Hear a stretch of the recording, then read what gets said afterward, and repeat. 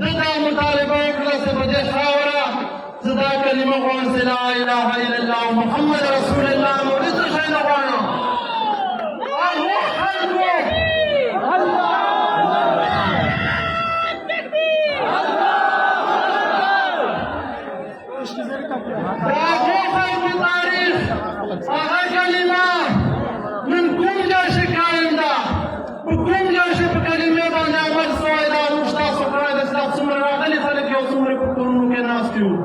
د مصنوع حال تاسو ټولو ته پته ده چې د هر سړي دومره مسلې دي او دومره تکلیفونه دي چې څه حد یې نشته او دا مسلې به پخوا په قانونو په خیرونه وي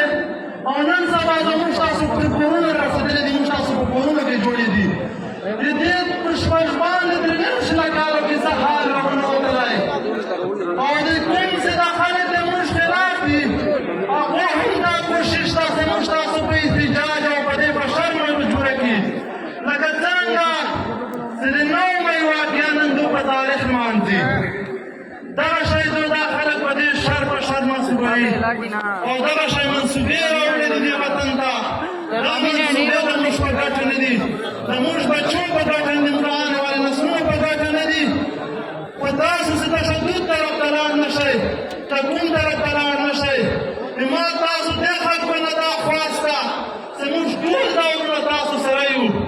چې کومه بله چې په 11 اکتوبر په پېښور خیبر جلسه وسوله جرګه وسوله او ټولو قومونو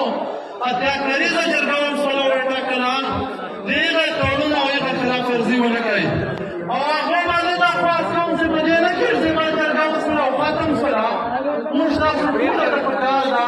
چې دغه شی د دې جرګې ملاتړ او هغه وکړو او نور مړه انشاءالله هر وخت تاسو سره یو د رښتیا او د دې اعلان نه مړه دا اعلان ده چې که چېرته سبایي 8 بجې پورې